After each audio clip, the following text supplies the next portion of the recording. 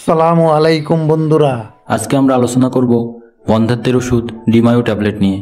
ডিমায়ো tablet নিয়ে আজকে আমাদের আলোচনায় থাকবে ট্যাবলেটটির প্রস্তুতকারক কোম্পানির নাম, ট্যাবলেটটি কেন ব্যবহার করা হয়, কিভাবে সেবন করতে হবে, দাম কত, পার্শ্ব প্রতিক্রিয়া কী এবং কী কী সতর্কতা অবলম্বন করতে হবে।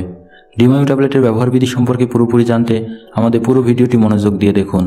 আপনি যদি আমাদের চ্যানেলে নতুন হয়ে থাকেন তবে অবশ্যই চ্যানেলটি সাবস্ক্রাইব করুন, আর যদি আগে সাবস্ক্রাইব করে থাকেন তবে অসংখ্য ধন্যবাদ।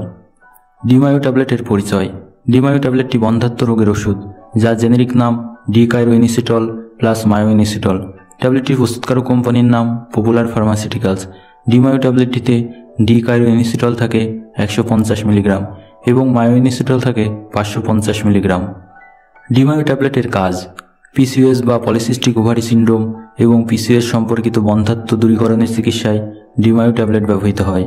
ডিমায়ো ট্যাবলেটটি পলিসিস্টিক ওভারি সিন্ড্রোমে আক্রান্ত মহিলাদের চিকিৎসায় বেশ উপকারী।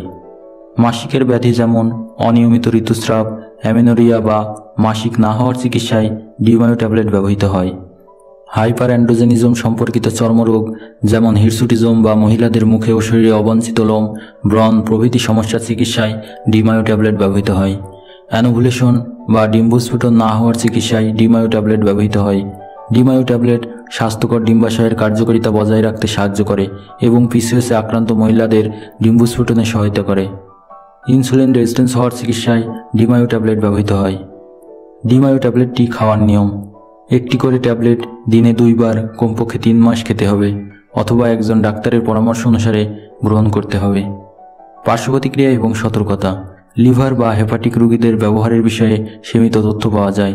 রোগীর যদি লিভার বা হেপাটিক দুর্বলতা থাকে বা এই বিষয়ে কোনো উদ্বেগ থাকে তবে ডাক্তারের সাথে পরামর্শ গ্রহণ করতে হবে। অন্যান্য কোম্পানির এই ওষুধটি যে সকল কোম্পানি বাজারজাত করে আসছে তা হলো রেডিয়েন্ট নিউট্রাসিউটিক্যালস, ওভারিও নামে, একমি ল্যাবরেটরি, সিস্টনিল নামে বাজারজাত করে আসছে। ডিমায়ো ট্যাবলেটটি একজন ডাক্তারের পরামর্শ নিয়ে তারপর গ্রহণ করবেন।